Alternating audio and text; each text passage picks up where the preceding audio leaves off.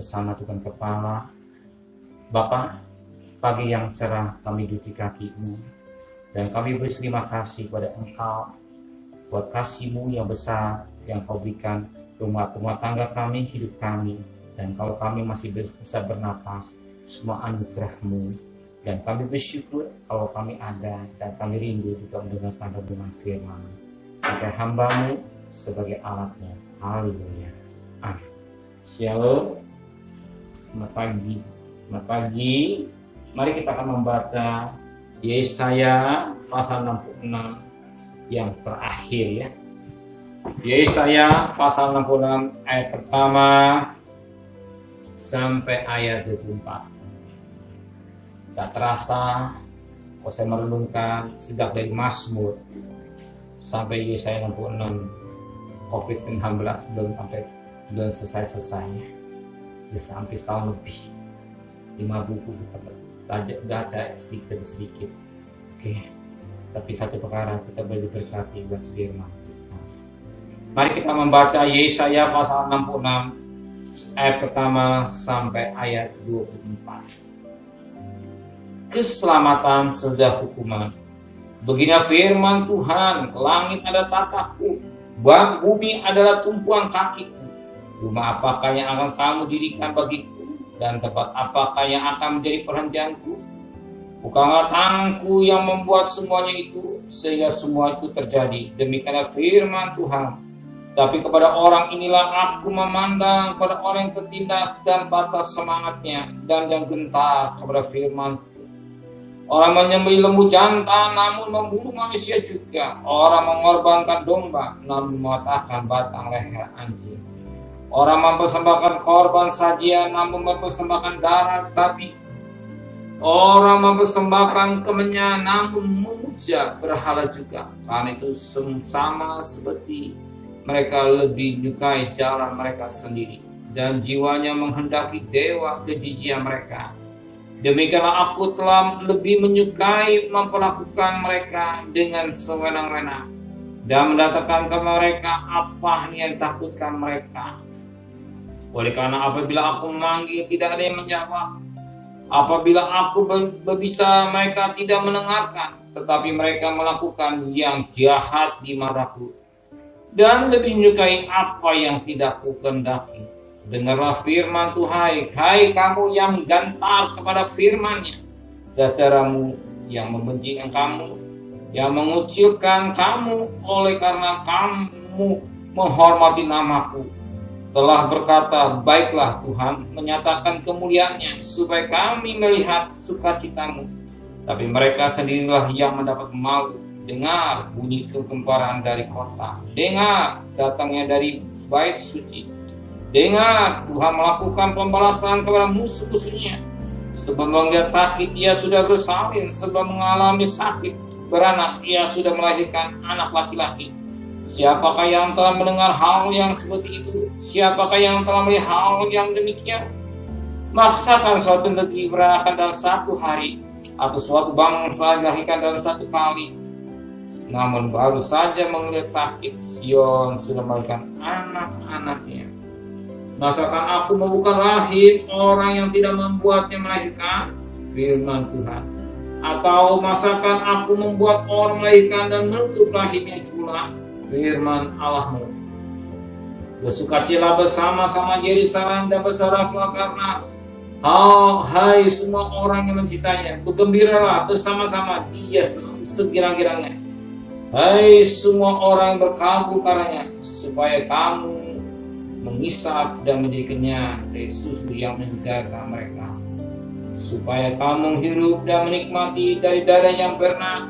Sebab begini firman Tuhan, sudah aku mengalirkan kepadanya keselamatan seperti sungai dan kekayaan bangsa-bangsa seperti batang air yang membanjir. Kamu akan menyusu, akan gendong, akan dibelah-belah di pangkuan.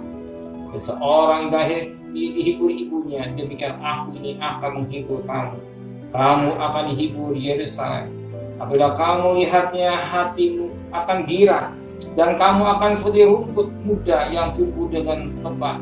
Maka tangan Tuhan akan nyata pada hamba-hambanya, dan amalnya kepada musuh-musuhnya, sebab sesungguhnya Tuhan akan datang dengan api, dan kereta-keretanya akan seperti puting beliung untuk melampiaskan murkanya dengan kemanasan, dan hari dengan nyala api.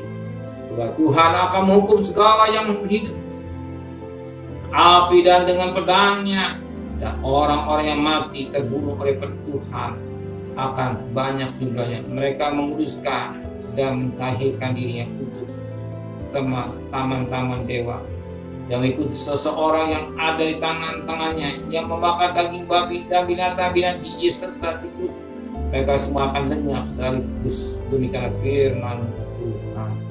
Aku mengenal segala perbuatan dan rancangan mereka, dan aku datang untuk mengumpulkan segala bangsa dari segala bahasa, dan mereka itu akan datang melihat kemuliaanku. Ayat 23. Bulan berganti bulan dan sabat berganti sabat, maka seluruh umat manusia akan datang untuk sujud menyembah di hadapanku, firman Tuhan. Mereka akan keluar dan akan memandangi bangkai orang-orang yang telah memberontak kepadaku. Di situ ulat-ulatnya tidak akan mati dan apinya tidak akan padam, maka semuanya itu menjadi kemeriah bagi segala yang hidup. Puji Tuhan. Kita perhatikan berkat firman Tuhan pada ayat terakhir saja ya. Mereka akan keluar dan akan memandangi bangkai orang-orang yang telah memberontak kepada Tuhan. Di situ ulatnya tidak akan mati dan apinya tidak akan padam, maka semuanya akan menjadi kengerian bagi segala yang hidup. Apa yang maksud dengan kengerian segala hidup ini? Ketika melihat ulat-ulat tidak mati dan api tidak akan padam, itu disebut apa dikatakan neraka. Ya. Neraka itulah bagi mereka yang berontak kepada Tuhan.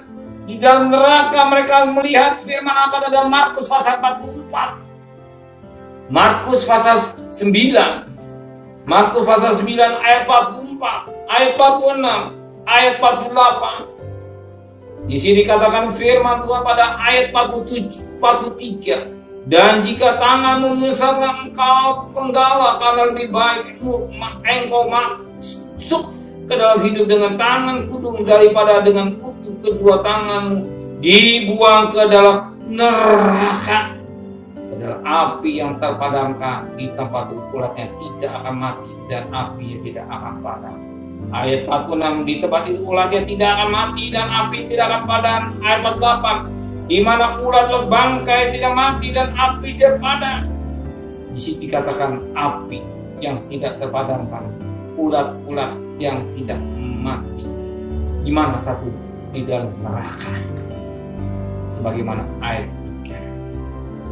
43 di neraka. Dalam tubuh manusia ada apa dikatakan belatu.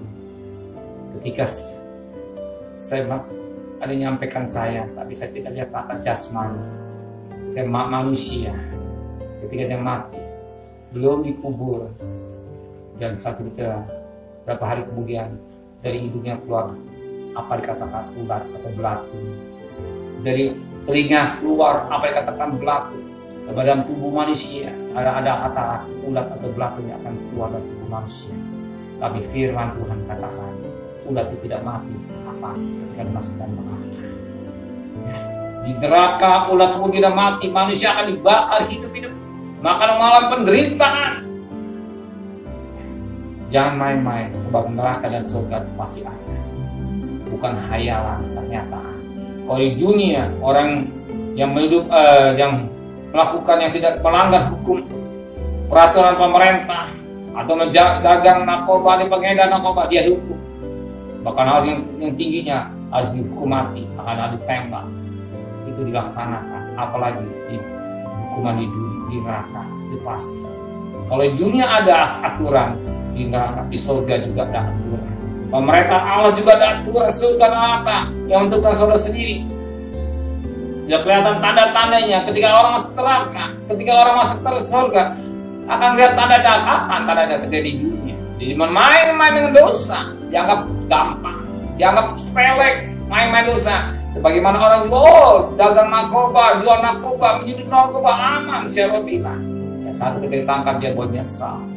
Nah, semua akibatnya apa menyesal terjadi ketika di penjara. Tapi kita berpikir cukup nasihat firman Tuhan yang mengingatkan kita. Saudara butuh uang, saudara butuh cari nafkah, tapi jangan satu perkara firman Tuhan. Bicara makan minum, bicara bangsa-bangsa yang tidak ada Allah, tapi Bapa sudah tahu kebutuhan saudara. Percaya, Dia sudah siapkan segala kebutuhan saudara. Sebentar kita cari nafkah, Tuhan siapkan. Tuhan siapkan segala kebutuhan anak yang dikasihinya. Amin. Terima kasih Bapa di surga. Firman mengingatkan kami pada Yesaya pasal 66 ayat 24 yang ayat 24b. Itu bukan satu khayalan tapi nyata. Di mana dalam neraka ulat itu tidak akan mati, sebagaimana Markus 9 ayat 43 dalam neraka, ayat 44 ulat tidak mati, 46 tidak mati, 48 tidak mati. Firman Tuhan iya dan amin Tuhan. Jangan satu pribadi pun kami yang hadir harus masuk neraka, tapi kami masuk Yerusalem baru. Apa yang kau janjikan hidup kami, maka Tuhan sucikan pikiran kami sampai perbuatan kami. Jangan kami melakukan perkara najis, kotor, cabul, perkara daging, perkara menyakitkan hati Tuhan. Dan kami percaya sebentar kami cari nafkah, Engkau sudah siapkan segala kebutuhan kami. Mungkin hari ini kami libur, kami bisa menikmati masa liburan bersama-sama dengan Tuhan dan hidup terusan dan memperhatikan protokol kesehatan dengan baik Tuhan. Terima kasih Bapa, terima kasih Tuhan. Kembalikan kami besok pagi dan tubuh yang sehat dan hadap Tuhan. Berkati Bapak Presiden, Wakil Presiden, pada Gubernur, pada Menteri, pada Wali Kota, pada Bupati, para camat, para lurah, para RW, para RT, para medis, para relawan, para TNI, para Polri, bahkan mereka-mereka yang bekerja sebentar berkat kesehatan, prima dan peperangan melawan virus corona dengan hikmat yang dari Tuhan adanya. Pelihara keluarganya sebagaimana kau pelihara dengan baik. Terima kasih Bapa dan terkasih. Terimalah berkat nikmat dari Allah Bapa, cinta kasih sayang dari Tuhan Yesus Kristus dan berkat Roh Kudus mulai sejarah hari ini sampai Maranatha Tuhan datang yang cinta Dia. Katakan amin.